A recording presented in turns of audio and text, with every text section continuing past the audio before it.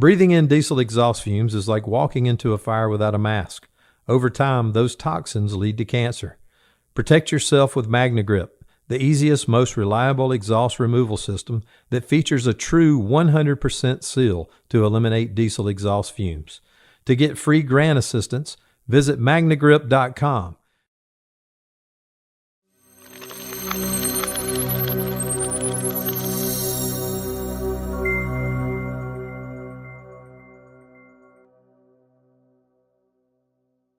All right, welcome to this edition of Firefighting Fridays. I'm Jeff Diederich with Strategic Fire Training.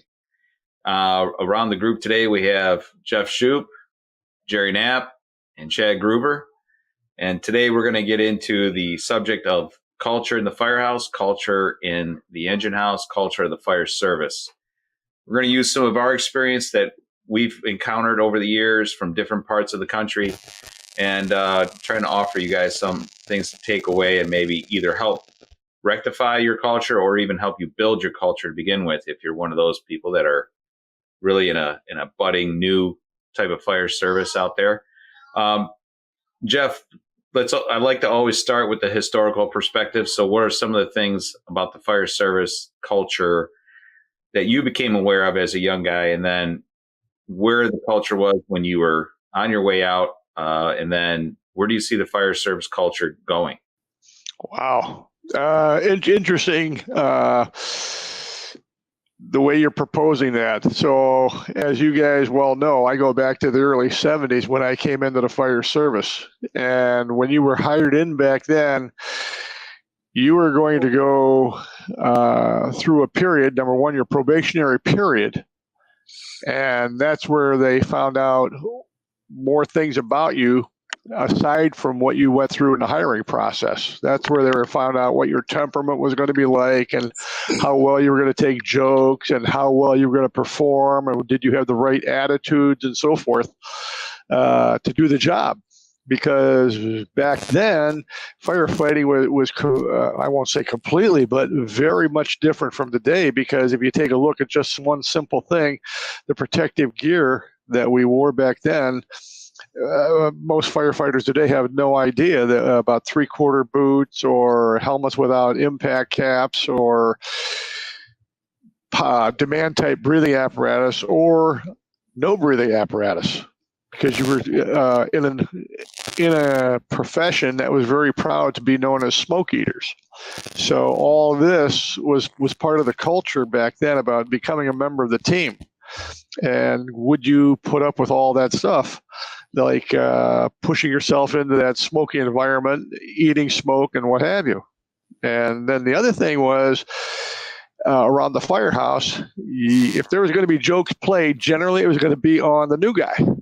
You know, and I was the butt of jokes just like anybody else. And, you know, you look back and you think, we survived them. And some of them were funny as could be, you know. And, of course, as I went on through my time on the job, and people were hired years after I come on the job, and, you know, the jokes were still being played. You know, some people today, I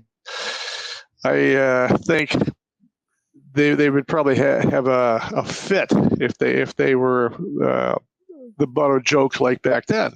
But like I said, it was all part of the process of coming into the job to see how well you could take that. You know, I remember hearing that very plainly from older people. That don't worry about a kid because it's all part of the job, and it really was. As time has gone on, and we've seen other people and other how do I say it? Other things happening within the job from a political standpoint, and then the lawyers getting involved in this. You know, you can't do this. This hurts this person's feelings or whatever. It's changed a lot of the job around. One of the things when you come on the job back then in those early times was that you listened to the senior people. They had been there, they had done the job, and if you showed that you were going to be part of the team and so forth, you were probably going to have a senior firefighter helping you along the way. teaching you things along the way, how to do things and so forth. Because, like I said, they've been there, they've done that. And if they would take you under your wing, if you were lucky enough to have a good senior firefighter, you hit the lottery there for that particular thing right there. We picked up a new member, our newest member, Micah Hydeman has popped in to help join us with the discussion. Jeff, I was going to ask you, don't you think it's reasonable that newer people to the organization, they should expect to work harder, put up with more? They're becoming part of something that's bigger than themselves. They should understand, and if maybe it takes somebody actually explaining this to them, but they are the junior person. They are the one that's going to have to shoulder some more time and personal interest to get along, correct? Absolutely. Everyone who comes on the job should be on probation. That probationary time is to see if that person is going to fit into the job. And during that time, let's say it's a year's probation, like I was telling you earlier, that's where you want to see if this person is going to be a fit, if they're going to be willing to go out of their way to put up with the things that go with the being in the position of being a probationary or new or recruit firefighter on a fire department. When you get out of the academy, or excuse me, when a new person comes out of the academy and gets hired on the department and sent to a firehouse, they should be expected to be doing a lot more than just sitting around. For example, and let me clarify that. In other words, they should be the one who's getting out there on the apparatus, on the equipment, anything that needs to be done, seeing where they're going to fit into the team. If you got somebody who's allowed to come out of the academy into the firehouse and act like they've been on a job 5 or 10 or 15 years already, you're looking for a future problem on your department. That's one of the things that will kill your culture quicker than anything. You see, if some people are allowed to slide through their probationary time and their early years on the job, they won't have any respect for the job. And of course, if they have friends who come on the job, which we see in some departments or many departments out there, where they say, don't worry about that, or don't listen to that stuff, or don't worry, they won't, make you do this. Yeah, it's all a bunch of, yelling and screaming, but it's really not meaningful. Then you destroyed your culture and you destroyed your traditions.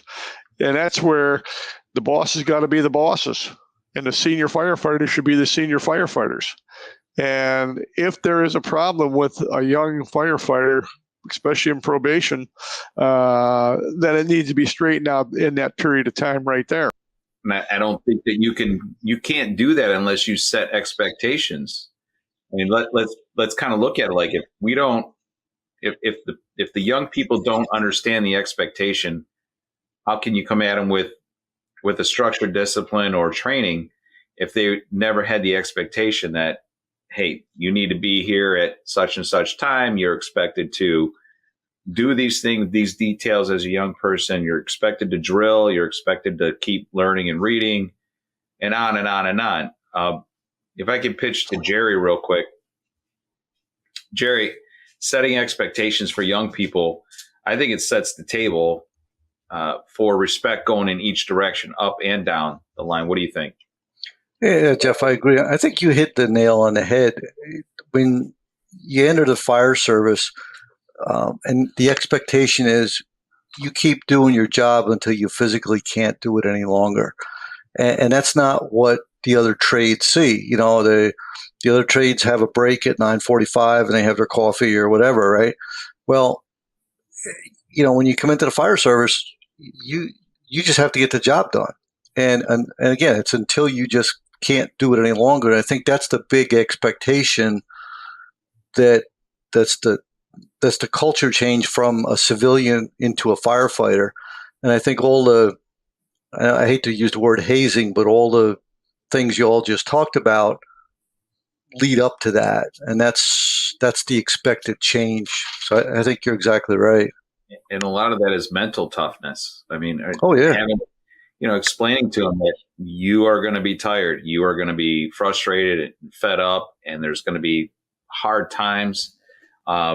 And you need to have your mind right to the point where you're going to push through and continue to perform, whether it's, on a fire scene or getting up in the middle of the night for what you would seem as a worthless ambulance call.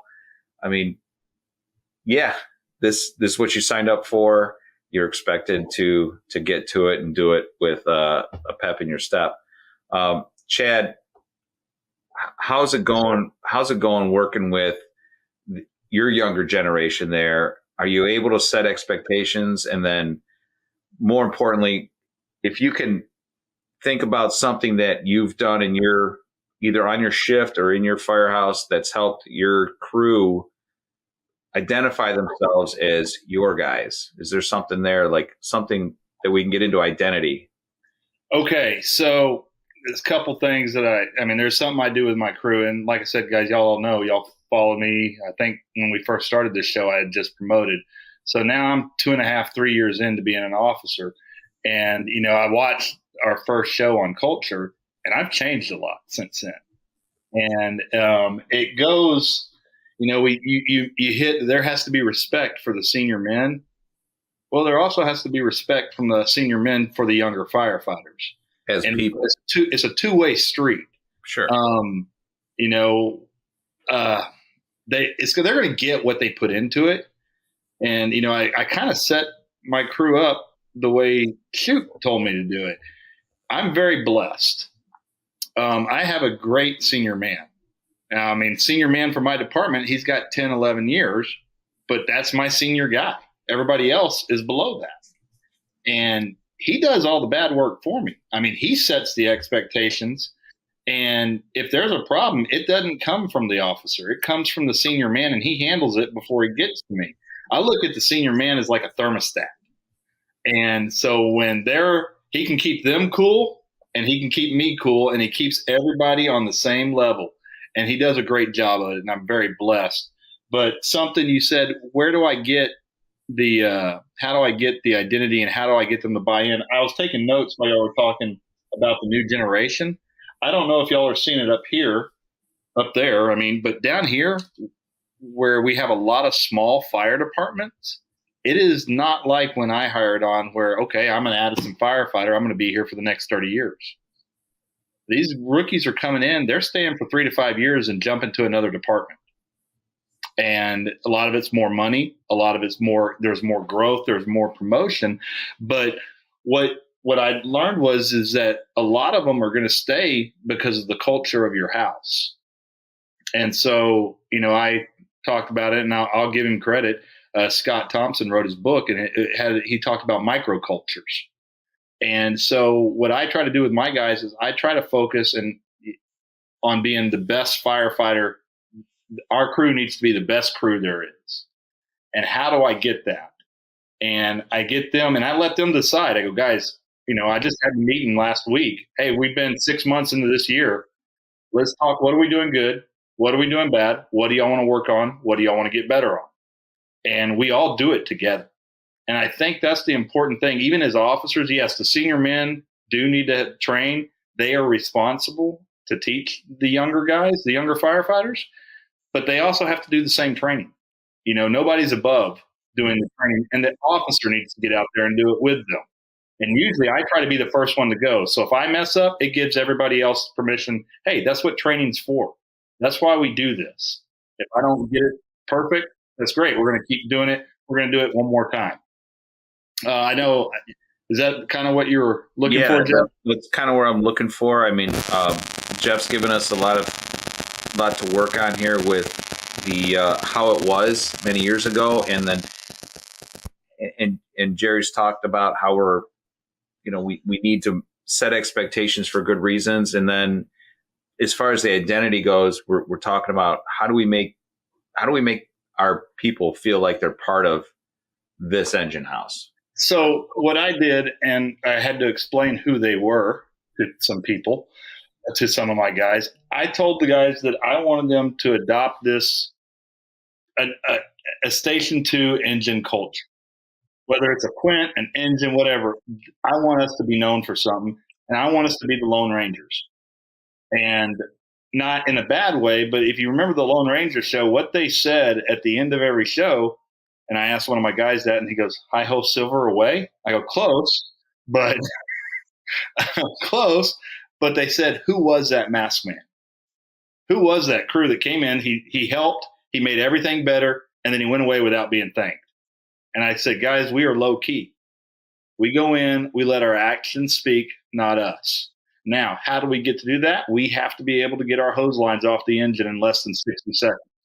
We have to be able to get a ram going in 90 seconds. We need to be able to mask up in 15 to 20 seconds.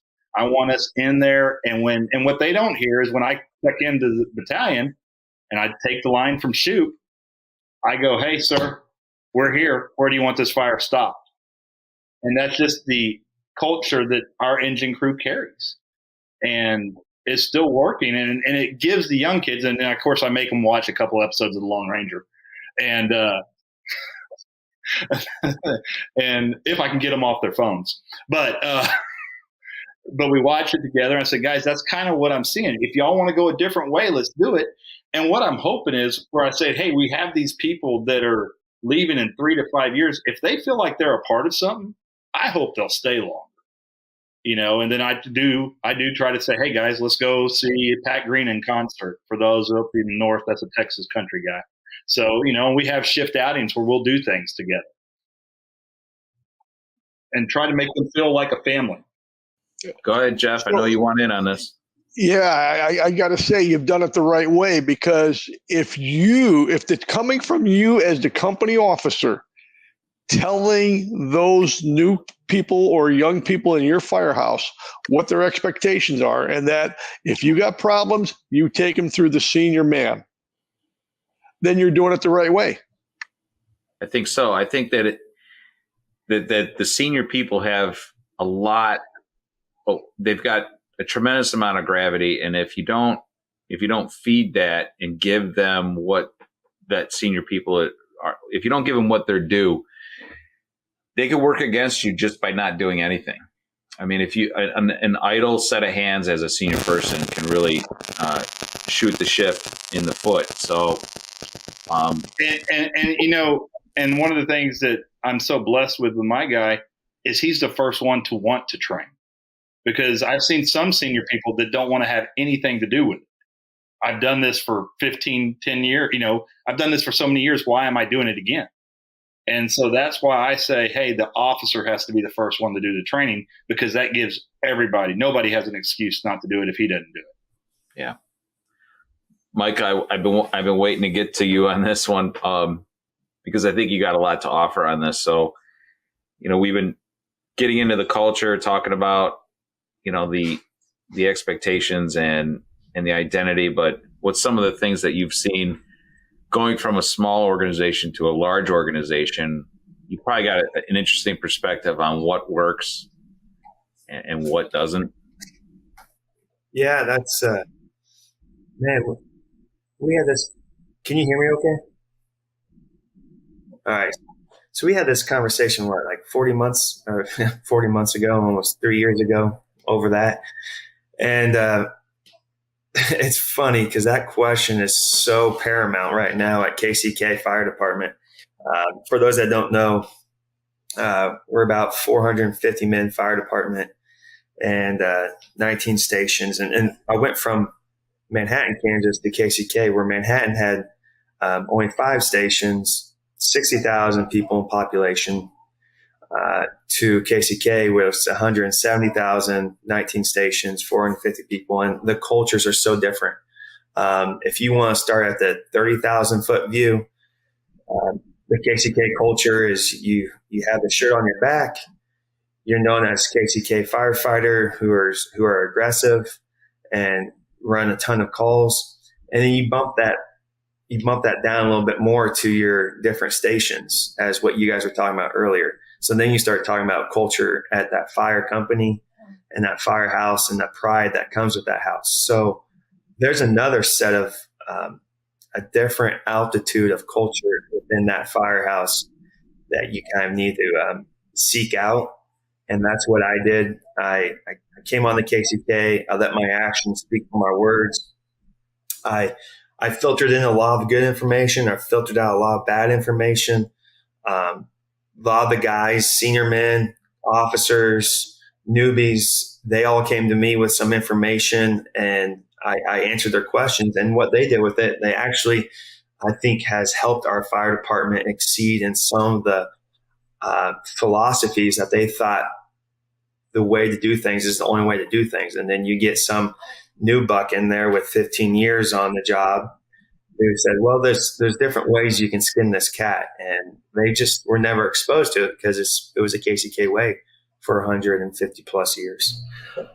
So to get back to what you're saying and what you guys have been asking is the culture that I've learned here in KCK is a lot of it to do with your station and your crew, but also the demographics of the people you're serving. Like there's two different cultures. And when you say culture shock, there is a culture shock of difference between Manhattan, Kansas and KCK. And the same reasons, and I'll say this live, the same reasons why my wife doesn't like living in KCK is the exact same reasons why I love working for KCK. Unfortunately, there's a lot of crime, but with a lot of crime comes a lot of jobs. We catch a lot of car accidents, a lot of shootings, a lot of fires, and that parlays into the culture of your crew. So to end the question that you asked, it comes down to your firehouse company, how well you work together, how well you know each other's strengths and weaknesses, even down to accountability on the fire ground. We don't have to hold hands and sing Kumbaya on the fire ground. No, when that rig pulls the air brakes, we jump off and we go to work while my boss is doing his thing to please those bosses. And someone goes, hey, where's your firefighter? Where's your back guy at? I'm like, I don't know, I'm working. But it's because it's personality that's a part of the accountability. We all know where we're at. We all know what we're doing. And there's a big difference. So I think part of that big difference when you're talking about whether it's Cleveland or KCK or any large older organization that's been going for a long time and has been busy, they've been able to do the team building through adversity, whether it's call volume or political pressure or whatever it is that the group has had to work together to get through things, and that's team building. And that's why you see the corporate world, they take everybody to the office and they go play paintball or something. It's like they want to put their group of people into some stressor that's common amongst everybody so that they have to lean on each other. But see, the fire service isn't like that. We don't have to come up with some mystical struggle. We know that what we're doing is life and death. And we understand that. And after a while, we take it for granted. But that is part of our team building experience as the fire service. So I could completely agree with your point on demographics drives culture. And that's totally true, because whatever you're dealing with day in and day out, that becomes your priority. And then that becomes your actions. And culture is driven by your actions on the job and off the job. So those are all. Yeah. Can I add just one more thing in there? Oh, gosh, yeah. With what we said on our very first podcast 3 years ago, we talked about culture and how to change that culture. If your fire department doesn't have the rich history of traditions or have a culture that's numb to your demographics, how do you change that? Well, we discuss you change it in an academy. You get your people who are passionate about the job, who are dialed in, and start teaching at an academy. I think you guys were talking about that before I came in. But what I'm experiencing right now with our fire department, we have an interim chief called Dennis Rubin, Chief Dennis Rubin. You guys may have heard of him. And I tell you what, I don't know the guy. He doesn't know me from Adam. But he's doing some remarkable things with our fire department, who we thought we had our stuff together. But he's coming in and saying, hold the phone. You guys keep doing what you're doing on the fire ground, which is superb. But let's get some things cleared up here. And he's cutting the red tape of all the other bullshit that got held up, and he's rising the morale up.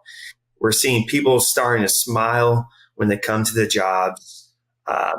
It's just the small victories that he's winning the men and women over. And whether it's a popular decision that he's making amongst the people, he's making the decision, and the culture is improving amongst all 19 firehouses and all 450 people. So that's that 30,000 view if you want to add in the administration side of things, because with our former chief, the culture was shit. The culture was shit.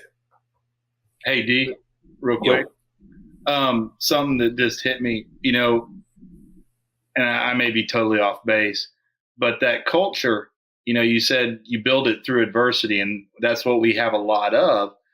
But I think that culture has to be maintained and has to be monitored, because say you go a couple of weeks without a fire, a month without a fire, or if you don't give them something to focus that culture on, we're all firemen. They'll find something to focus on, and it may not be the right thing they need to focus on. It may be something else. Sorry, my son just walked in, said hi. Go away. Go away. Yeah, it's kind of like a kid. If you don't give them something to work for, as a perfect example, they will find their own way. They will make their own adversity. And so I just try to keep everybody focused on, hey, let's keep it small, let's keep it in our house, and let's keep working on us. The big picture we don't have control over. Hey, Shupe, Michael was talking a lot about how this fire chief is getting buy-in from a lot of people on the department. You had to get buy-in from your last station assignment when you went to Engine 11. You didn't have to, but it was right that you did. You were the senior man coming into a different house. Those guys that have been on 5, 10, even 20 years, you were coming in as, the senior man walking into Engine 11, the new senior man at Engine 11. What was it like? And then what was some of the things you may have remember about getting buy-in from people? Well, I think a lot of it, first of all, when the transfer order went out, like a big city, you got all these fire stations, and whenever any movement of personnel takes place, you've got your general orders and your RFFs removed from file on this date or whatever. So the transfers, department-wide transfers, when it came out that, I was leaving my old firehouse to go to Engine 11, nobody believed it. Nobody could believe it. And I even had phone calls. This is a joke, right? This can't be. Because they thought I was going to live and die in my old firehouse. But things have changed. The guys who I worked with for a long, long time retired or got promoted, or they themselves went to other firehouses. In fact, one of them did go to 11s before me. And he was the one who said, hey, why don't you come on down to Broadway Avenue? When I got to 11's house, it was a house that had a reputation that wasn't that great. In fact, in some cases, it was known as a house of hate because these guys didn't get along, and this company, this, whatever. So with that stuff going on, one of the things was they had Engine 11 and Ladder 13 in there. Well, Ladder 13 was also the hazmat truck. Right down the street was the hazmat engine. And what was going on was they were going to remove that ladder, take it down to that firehouse down the street, and then organize a new Ladder 11. So what we had was a bunch of guys going into the house. And there were guys, thankfully, from other firehouses in the city who, for whatever reason or another, wanted to get away from those houses. And when the openings came up for 11's house, they would put in. Fortunately, the guys were wanting to be there because 11's neighborhood was going up in flames just about daily. And it made those guys who wanted to do that job go to that firehouse. I walked in, I had, oh God, I don't know how many years I had on the job at that time. But a lot of guys were like, oh, what's this guy doing here? Why did he come to this house after all those years, 17 years in that other firehouse that was, very busy also, extremely busy. What's he doing here? I held my voice for a little while. I didn't say much. I was just scoping guys out and seeing who was who and what they did and things like that. But when the fires come in, of course, I have always loved having the nozzle in my hand. The guys couldn't believe, hey, here's a guy who's, in his 50s who's, fighting for the nozzle. And they took that as, wow, this is something you're not hearing guys in other firehouses who got time in the job say that I want the nozzle. I want to do this. I want to do this. I want to train, whatever.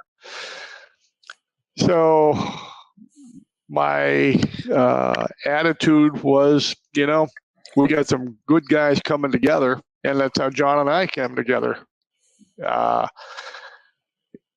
You take a couple of guys who formed a nucleus on our shift, and it just grew from there. So in the firehouse, your firehouse life, I mentioned this when we were doing Brass Tacks Hard Facts, how one of your cultures or ways of doing business in the firehouse is by having your meals twice a day. So there's a few of us who cooked regularly. And, you put together these meals that were healthy, number one. And number two, you had plenty of it, because you always figure 2 helpings a guy, but, it was like, holy cow. We had guys not transferring, but being detailed into our firehouse or catching overtime, when we had an opening. And they go out of there thinking, oh my God, these guys, they work together well. They do all this stuff together. And when they're at a fire, it just falls into place. Like Micah was talking about, it's not up for question about, well, what do we do? No, it just happened like that. Engine did engine work, truck did truck work, so we had a great thing going there. I think this is where we talk about how culture and tradition is action driven. And what you said there was a senior firefighter came in, he gave everybody the respect that was due. But when the bell went off, he wanted to work. There wasn't any entitlement attitude. There wasn't any disrespect. It was just, I want to be the best firefighter. Don't you? And you kind of let it become a great company as that company was reorganizing. So there's an opportunity there whenever there's adversity. So you had a bunch of chaos going on with the administration where they're setting up new companies, they're reorganizing a ladder company, they're doing all these things around that station house. It's chaos, uncertainty. These are the things that in the firehouse, firefighters don't like. We like chaos in the street. We don't like it in our firehouse, and we don't like it in our personal lives, typically. And so you had a great opportunity there, and you probably weren't even cognizant of what was happening. You were just there to be around your friends, go to fires, and do your job and enjoy it. But what that did is the gravity. I spoke earlier about the gravity of the man. It pulls people in, and the attitude of the senior men drives the day, no doubt about it. Am I wrong? No, you're right on. And that was the other thing too. About if you have an officer. When a younger man came up with a question one time, we're out in the street. He says, "Should we pull the booster?" And the lieutenant says, "Go ask a senior man." Senior man says, "Pull the inch and 3/4." Done. It's not up for debate. It's just that simple. That's it. Jerry, if I can get you back in the conversation here, who leads when it comes to culture in the firehouse? Who's supposed to be leading that? Can anybody lead it? Yeah, you can have official leaders, your officers. You can have your unofficial leaders, like the senior guy. I think what we're getting at is setting a common goal. The common goal can be, like Jeff just said, just eating together, or the common goal can be to be the best engine company, which is kind of what we do with our training, right? We train the guys to get the line in play quickly, to be able to advance the nozzle quickly. So that common goal of being the good engine company, or the good truck company, or the best engine company. And I think the officers and the senior guys need to, going back to what you said, Jeff, the expectation has got to be there. But that common goal, whatever it might be, and there may be multiple goals, like you said. Yeah, I think that, formally as shift leaders, we should be sitting down either with each other or the senior men and like saying, hey, what's a goal that we want to accomplish here with our group this year? And then make sure you touch back with that in a few months, maybe in 6 months, just like, hey, are we getting close to this? Like we said we wanted to be the best engine company in the city. Are we there? Where else do we need help? And I think there's got to be a reward at the end, so the guys know that they got somewhere and achieved, took that step on the ladder. My hazmat guys, I got 4 or 5 new hazmat guys, and we're working on a pro board class now. And they just we have a common goal. They all show up at the same time for training. They're into it. They're doing it. They're literally doing their homework, which shocked the hell out of me, because they want that goal. They want that pro board cert. And going back to your question, I think it's the leaders' opportunity. Leaders have the opportunity and the required responsibility, actually, to plan that out, help them plan it out, and make sure there's a reward at the end. And a reward doesn't need to be something. It's just it could be self-satisfaction, that whatever it might be. We got the first. It sounds like you handed some responsibility to a group, mm-hmm. and mm-hmm. I think when we do that as leaders on shift, if we hand some responsibility to some other people, and they already have your respect, what you're giving them is a purpose. And that is really all you ever need to give to a firefighter, is some purpose. And they should, they're going to go after it like a junkyard dog, in my experience. Just, that's what they're looking for. They're looking for some trust. They're looking for some responsibility, and they're looking for a goal. So I think that's where we should go. So if you guys don't mind, if you could think of a moment where you gave somebody on shift the responsibility, whether it was the smallest thing or something significant, I'd like to hear it. These are the examples that maybe we don't even think about. Like, wow, that actually made a difference in that guy's career. It's the little things. I really think it's the little human things where, like, you look at somebody who you've been working for 5, 6, 7 years, and you give them like, hey, I need you to do this. And they come back, and not only did they do it, but they blew your socks off doing it. It was crazy, right? So I could give you an example where I asked a younger firefighter to explain a piece of equipment on the apparatus. I said, I need you to look at this, and after lunch, I want you to explain it to our very new probationary firefighter. And he looked at me like, why? You're the lieutenant. You go around teaching people stuff. Why do you? And I'm like, listen, Matt, I want you to understand this thing so well that when he gives you a question, I want you to be able to answer it. And so just do all you can to learn about this particular thing. You can ask me. We can go over it over lunch. But, when we sit down for the drill this afternoon, I want you to go over this. And, man, I didn't have to say a word. The afternoon, took it and ran. And he's like, did I miss anything? I'm like, no, you didn't miss a damn thing. That was better than I could have done. It was perfect. And throughout the year, I saw more of an intense interest. It was a really positive experience. As a shift officer, it was a great experience. But just as a human being, seeing this guy, I do have a stake in this. I am getting listened to. So it was an excellent piece, and it worked well. He's a young firefighter. He's only been on 5, 6, 7 years, I think. Yeah, maybe 7 years. But he's been the guy that shows up every day, doesn't say much, just gets to work. He's a great kid to have on my department. Just had to give him a little bit, and he went to the next level. So if you guys could think of somebody that you had an experience with, I'd love to hear it. Chad or Micah? So, when you asked this question, I thought back, and when I made lieutenant, they transferred me and I got to a new crew.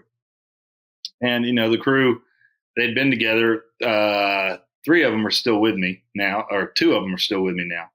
But they were filling me out just as well as, I was trying to learn them. And as an officer, I can't tell you, and it was my senior man I did it to. And I mean, at the time he had probably 7 years, and that was the senior man for me. But when I looked at him and I said, hey, what do you want to do? How do you want to handle this? And it wasn't like a fire or anything like that. And he goes, hey, Cap, I have an idea. Yeah, let me hear it. And then when we did, I go, absolutely, let's do that. And, they are perfectly capable firefighters. They're great. They don't need me to tell them what to do. But the fact that I stopped and actually empowered him to say, hey, man, I can listen to you, and this is not an ego thing. We'll do what you want. Hey, how are we going to handle this? That's a great idea. Let's handle it this way. I think we had to move a big tree out of a road. One of those tornado things came through. But he was like, it gave him so much, and then it let him know that I'm not going to bite his head off, and you can't step on my toes. There are times, that I don't want people to do that. And now, we talk about the new firefighters, and I talked about how we get them with 3 to 5 years experience. We started something, we do a little academy the first week they're there. And surprisingly, for some reason, they have me do all the hose and nozzles. And basically, I put these guys through a strategic fire class, one-on-one. Show them every hose. They don't have to memorize the pressures. Make sure they have their grips down. But what I've enjoyed seeing is when I do this, I take myself out of service, go to the training tower, and work with these new guys their first week. And to see my firefighters take over and start teaching where I don't have to. And it's like, okay, they got the message. They're saying the same thing I do. They want to be they don't want to be in charge of stuff, but they want to teach. Everybody wants to help somebody new. And they all have stuff to contribute. And a lot of times, it's like you say, we never know what you don't know. And you really don't get exposed until you start traveling.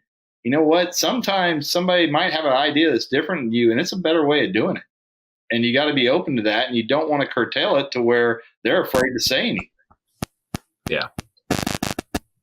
Yeah, I think you treat them as grown men, and what you'll get is a grown man response on almost every issue, including, tactical considerations.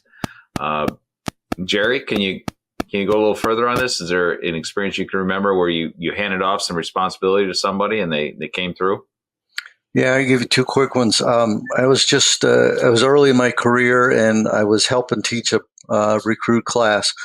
And the senior instructor, who was a really great guy, I was standing in the back of the room. He says, come up and teach SCBA. I'm like, I'm really not prepared. And he looked at me and went, you'll do all right. So just like you said, he gave me that responsibility. And that for me was a turning point that, you're not the guy sitting in the back of the room anymore. You need to take some leadership responsibility here and do it. And a lot of times, we'll have a hazmat drill, I'll have a bunch of guys show up, and I'll go, Jeff, kind of just like you said, hey, tonight you're going to teach this instrument, you're going to teach this instrument, you're going to teach that. And I'll get the same thing from the guys, well, I'm really not ready. I said, well, you got 15 minutes, get your stuff ready, and then we'll do stations. And they all do real well, and then the other guys help them. If they see them stumbling, they help, and it helps kind of make that, what do you call it, that common goal, and they're working together, which is just what you want. Jeff, I don't have any responsibility at KCK as a new guy, so I think I just I just get dirty with the new guys to show them that some old guy like me can still do the proby stuff. You know what's important, though? I think we're missing something is that, and the Navy SEALs are good at this. They talk about training down the chain of command and training up the chain of command. And I think we've said it a couple of times. We all want to train a new guy, and you get a lot of satisfaction from that because you see a skill level go from crap to acceptable. But I think we need to remember, as a leader and as a middle management guy, that we need to train up the chain of command, and it's a little bit different. It's a little bit, need to be a little more tactful, as well as training down the chain of command. I shouldn't say training, but working at those different levels. I'll bite. How do I train up the chain of command? What am I doing here? How's that going to look? Well, it's got to be. It's very fragile and it's very touchy, but you have responsibility to probably train's the wrong word, but I think, like Chad was saying, the officers have to be acceptable for the newbie to go, hey, I'm a landscaper guy. I know how to move this tree. Okay, let's go with it. That kind of thing. Just what like Chad was just talking about. They're probably not training, but D, I don't think this one. I'm not trying to steal the show here, but from what Knapp was saying, again, I'm coming into a department. I've been here for 3 years now. I've served every role in the Manhattan Fire when I was there for 15 years. So to train up, as Knapp said, I walk very sensitive and diplomatically with the guys who are my officers. And I don't show them up, but they do reach out and say, hey, you have a suggestion on this? Or what would you have done in this situation? Or if we're on a freaking fire alarm investigation and they see me pull out some fire alarm panel keys, they're like, how the hell did you have those? Or how do you know how to have those? And you just show them like, hey, man, when I was an officer, this is one thing I had in my pocket all the time was fire alarm panel keys. And, I think it just sparked them to get a little more, not educated, but to know something beyond what they were taught, to go, okay, there are other avenues of education and learning out there where I want to be like someone like this. So I've been able to train some people up as a probie, showing them how to do a report, showing them how to do a fire investigation, things that are in their wheelhouse that they get paid the big bucks to do. But I'm not egotistical to say, no, I'm going to let you burn. Right. Yeah. As long as you can do so in a humble way where you're, I guess, sharing your experience, like Jerry just said, hey, I'm a landscaper. I know how to move a tree. You got to be able to put yourself in that back seat and go, the man's a landscaper. He's going to be able to move this tree. And, same thing. You just got to have a little humility about you. Yeah, that makes sense. Yeah. Jeff, I think the big culture change, too, that we're seeing now is the younger people kind of when I joined the fire service, just shut up and do it this way we do it this way. The younger people now, and I think it's a positive culture shift, is they have access to all the electronics. When we were taught to search, we never had a tick. Right? I did a search the other day. I forgot to get the tick. But the younger guys, they use the electronics and the modern stuff, I think, better than we did. I think that's a positive. We always mash on the younger guys, but I think that's a positive shift.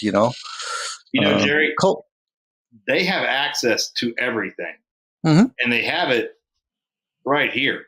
And if you don't show them something, if you're showing them something, they'll find 5 videos on YouTube that show you a different way to do it. And they are instant gratification. When they they want to solve a problem immediately. And from what I've seen, and a lot of times you just got to let them go, and it doesn't hurt anything. It empowers them, like we said earlier. Yeah, absolutely. I think there's a good part of this when you have this opportunity to stand between the generations like Jerry and Jeff Shupe, and you got young people down, on you're standing in the gap. Like, here's the guys that made their bones in the war years, and then here's the information generation where they've got their access to fires is thousands of everybody else's fires in a video context. You know, it's a different context, but it's still exposure. So how, you know, it's a difficult place to be because you don't want to borrow somebody else's experience without their blood, sweat, and tears. And that's something I learned from Shupe, was that this idea that you can just pick from somebody else's life experience and preach to the world that, hey, this is how you fight fire. But you don't know why you're doing those things. You don't know why that works to fight that fire, because, you know, the people ahead of you literally were maimed and killed trying to learn how to fight fire. So it's important that you pay homage to how we got here. But the younger generation, once you explain why you do it that way, man, it just clicks and they're off. They're off to the races, and they'll always do it that way. So I like that part about the younger generation, because they challenge me as an instructor, as a leader. They want to know why, and you should know why. If you're telling somebody why, you know, how to do something, you should be able to tell them the why. That makes sense. I think the most important thing before we go to is, if you don't know why, or you don't know the why, it's okay. And I said this 3 years ago. It's okay to admit that you don't know it. It's better than making up something just so you don't look bad. I'd much rather say, hey, I don't know, but I'm on a gas leak. I know a guy, and I'm going to call him right now, and we're going to find out why, and give the credit where it's due. Yeah, and the culture of allowing that flow of information up and down a chain of command, that's the culture we want. Yeah. And that's the culture as good leaders we should be creating, I think, especially in the hazmat world. You know, my favorite word is I don't know, because there's just so many things to know, and you know, but we can find out. So, Chad, I think you're exactly right. It's that culture of allowing that information to flow up and down. Because, you know, and I know Shupe remembers this. The first time I ran into a frozen hydrant, I have no freaking idea what to do, but I know a guy that does. We're going to call him right now.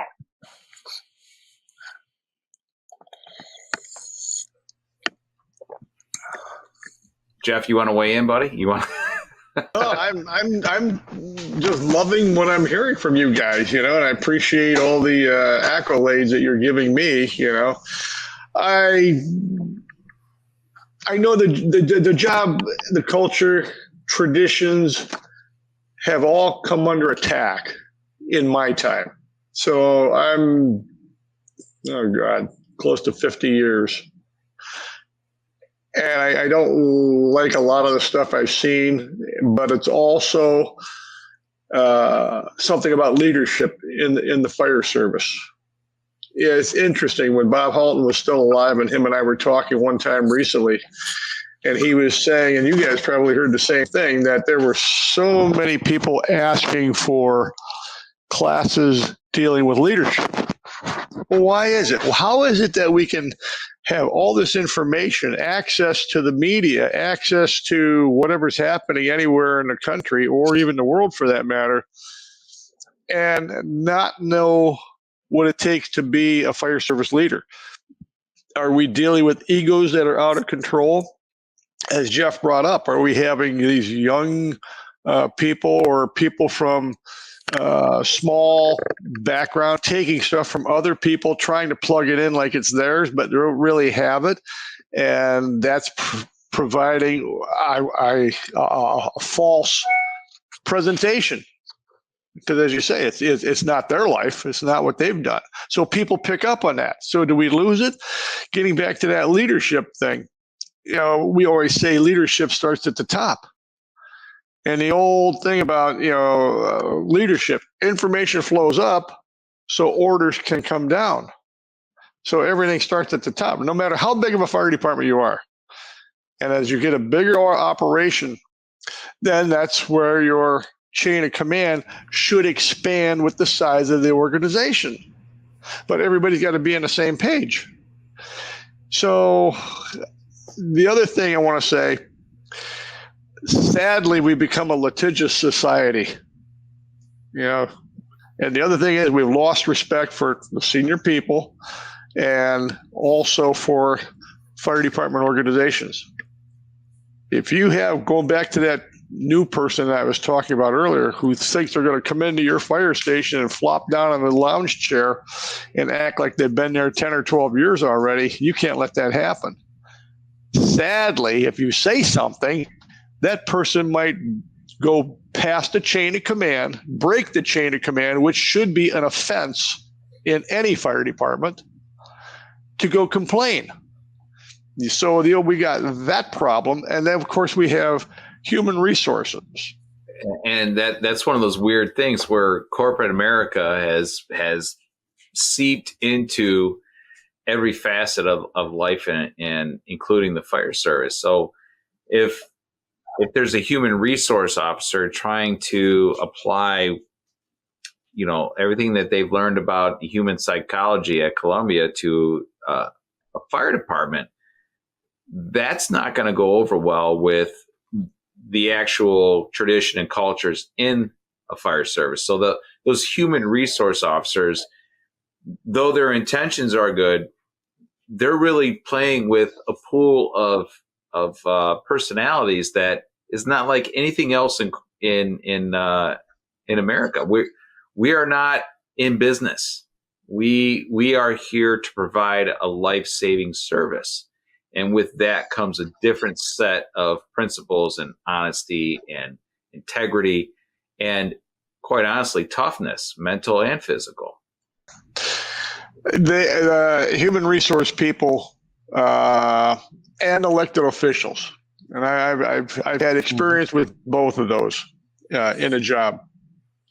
And, of course, as an elected official in my hometown.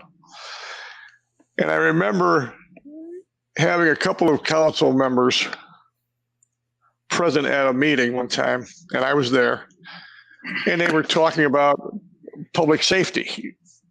And I asked the one council member, "So, sir, when was the last time you pulled a hose line into a burning building?" And he responded in front of everybody, too. It was a packed house. I've never done that.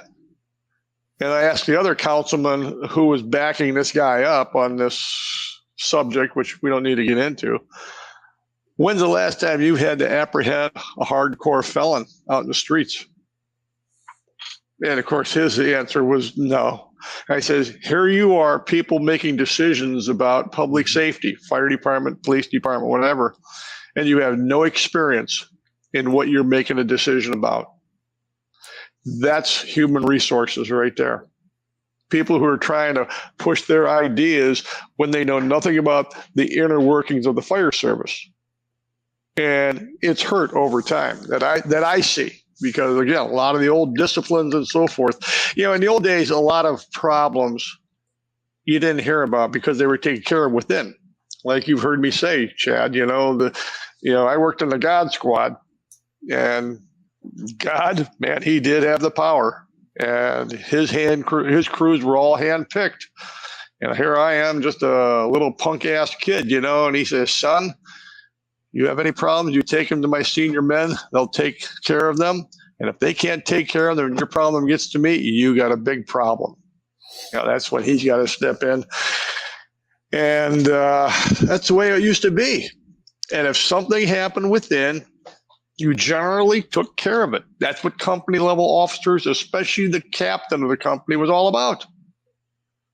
But because people have broken the chain of command and we've got into, you can make a lawsuit because you've been wronged or whatever, that's a bunch of blue gas, I think the best tradition of the fire service is taking responsibility. When the way you're saying it, like this, who you worked with, he was given the authority because of his level of responsibility, right? And so he was given that down. He's like, "Hey, listen, you talk to my senior man. If he can't handle it, you have a big problem." He's saying that in a way that either you've got a problem that needs my authority or you've got a big problem with yourself personally. And I want to make the point that it wasn't a situation. Again, this guy's reputation was, oh my God, department wide, I could tell you when I was just a probie, sitting at a probationer. We're called recruits or cadets in Cleveland. I'm at the watch desk. The phone rings. Squad 2, Shupe. And hey, Shupe, is God there? This is coming from another officer working in one of the other firehouses in the city, and you knew who they wanted to talk to. And that's the way that people's reputations and power and so forth used to be. And it's something that if we could get back to, it'd be a different game. You'd have, I won't say less problems because of society and its changes and so forth, but if we could go back there and take a look at that, a lot of those ways were good ways of doing business. Yeah. Listen, if I could just hit a couple of highlights here, and then we go around and get your comments in, because we're pushing an hour already. But when it comes to culture, I think it's important that people understand that if you don't have a tradition, then you need to start one. And if you're wondering what to do for team building because you don't have the fire volume, then find things to do inside and outside of the firehouse with your groups to make that happen. And then find a way to identify yourselves, whether it's your crew, your shift, or your firehouse, or all three. Find a way to so when people look at you guys, they know, hey, that's engine 3 over there, whether you're on or off duty, right? It makes sense to me. What do you think, Jeff? Oh, yeah. Hey, one of the things I wanted to go back to with that captain was that when he's telling you that you take your problems to the senior firefighter, that person is not removing themselves from that process. Because I got to tell you, I remember when he would come up to me and said, like it's 1 o'clock or 2 o'clock in the afternoon after lunch in the firehouse. He says, "Son, meet me in the back of the squad in 5 minutes." You know what he was doing? He was making sure that I knew everything that he was going to ask me. That was going to be about anything that could be in that squad truck. And then another time he walked into the kitchen with a piece of rope. He says, "Tie this for me. Tie that for me. You may have to tie the hitch that I have to go over the side of the building." And I thought, oh, okay. Letting me know about the seriousness of being on his unit and knowing your job. So, but that's like I said, it wasn't that he was shirking himself of his responsibility. Oh, no. You were being trained by the senior people and watched over by the senior people, and he was like the Papa Bear. Yeah. Okay. And that's just the old captains, or the old way of doing business. So. Yeah, Jerry. I mean, what the heck? It's just life and death. It's only a matter of life and death. Ours most of the time. Ours, yeah. One of the things I think when we talk about culture, what do we want, right? We want a winning team in our firehouse. We want that culture to be culture of winners. It pays to be a winner, right? Especially in our business, if you lose, Jeff, like you said, it is a matter of life and death. Where I think we may have gone wrong, especially in the volunteer side, we've missed the opportunity to train our lieutenants and captains and assistant chiefs to be good leaders in the firehouse. Because what are we asking them? We're asking them to take people from obviously a variety of different perspectives and mold them into a team that can perform life and death functions effectively. And I think we've kind of fallen into that trap here tonight. We all want to talk about training the probie. Well, that's great, but when the firefighter makes lieutenant or his first promotion, most of his problems or most of his responsibilities aren't on the fire ground. They're like Shupe was saying, making sure Jerry knows how to tie this knot, right? And I'm not sure as the entire fire service we've done a good job training the firehouse leaders. Tactically, we've probably done a good job, but what do you do when a guy comes to you and says, "Hey, my wife wants to divorce," or the guy comes to you and says, "Hey, look, I just started shooting up drugs," or I want to kill my brother-in-law. What should I do? So I think we've may have missed some of those training goals for our mid level, our firehouse guys, our firehouse officers that make the culture, that we expect to make the culture. And some are good at it and some aren't. And that's kind of what we've talked about tonight. Jeff, how's our time right now? We're pushing it. We're a little bit over an hour. What do you got? Well, what Jerry's just talking about, I think we can go into this a little bit. So we've seen where young people are getting promoted to their first level as a lieutenant, or if their department doesn't have lieutenant, you go right to captain. We see that in many situations. Now, you guys have mentioned earlier tonight, about the lack of fires or the low number of fires that many, many, many fire departments don't see. Okay. So that thing about being a young officer with little fire experience, but trying to get your education for firefighting online. How do you feel about that? Because those guys that you're talking about, how long are they going to stay in that position before they want to go up the ladder to the next rung? And then after that and so forth. So are we promoting young people too quick? Should we say there should be 10, 12 years before you can go up the ladder to that first step after being a firefighter? We used to have that program, I think it's still out there, about firefighters and the journeyman training. To see that we at least have a minimum level to put people out on the street. So you see if you have young people getting promoted who don't know the culture, don't learn the culture, don't respect the culture or the traditions, and they're going up the ladder, well, what's it going to be like when they get to the top or they get there in the upper ranks of the administration?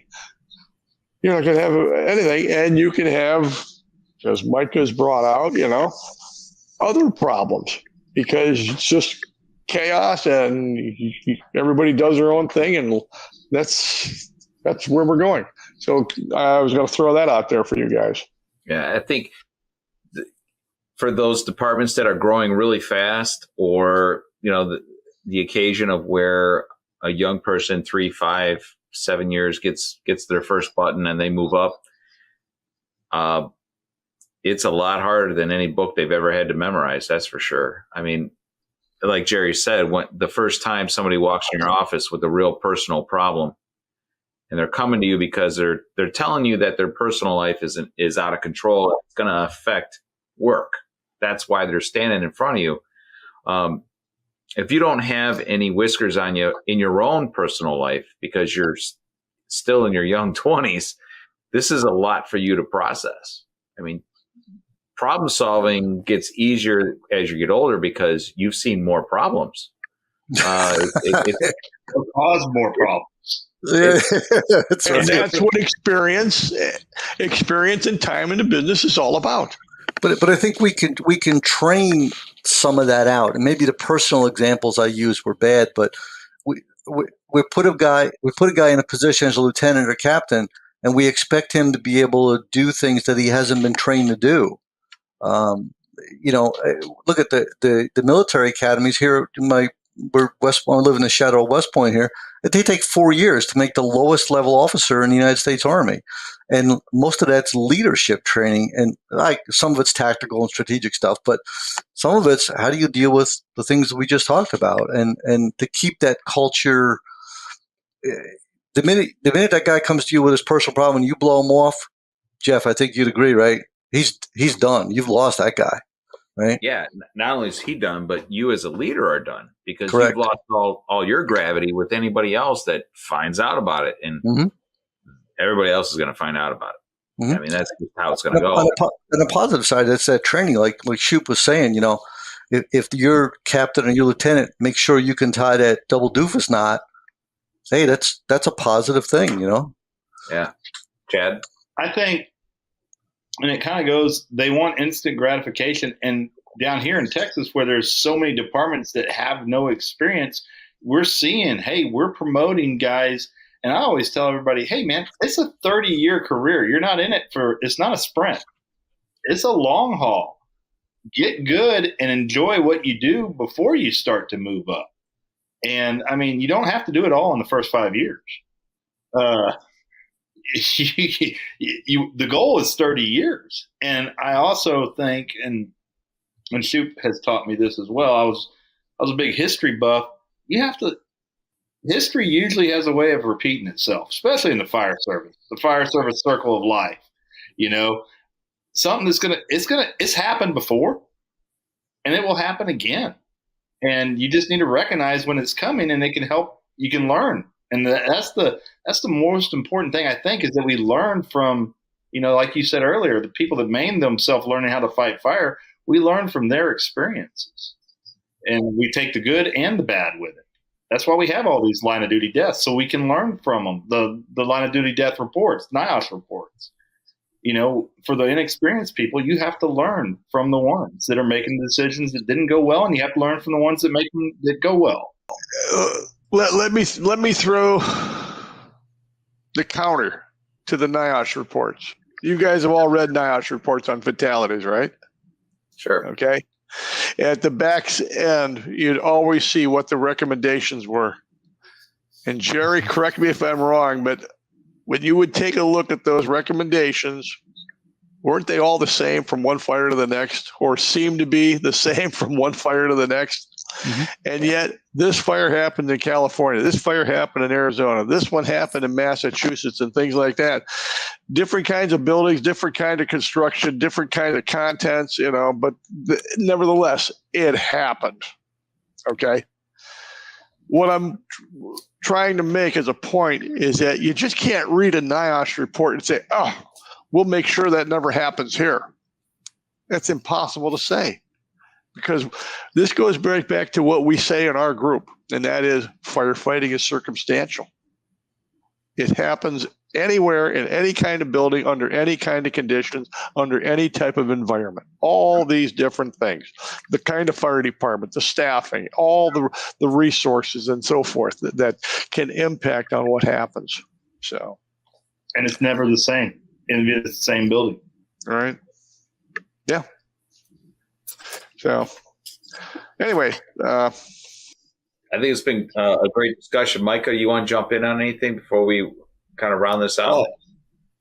Yeah, I'll just, in kind of what Knapp was saying earlier, as a former captain at another fire department, I was, we were approached with questions that you guys have all been discussed, marital issues, financial issues, and they always go to their officers or the people they respect.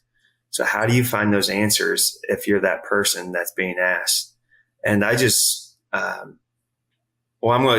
usually don't bring this up, and I hate identifying as this, but I've had the opportunity to watch my father-in-law when he coached for 100 years at K-State. He not only taught the X's and O's to the men on the playing field, but he took that family concept beyond the white lines. See where I'm going with this? Get personal.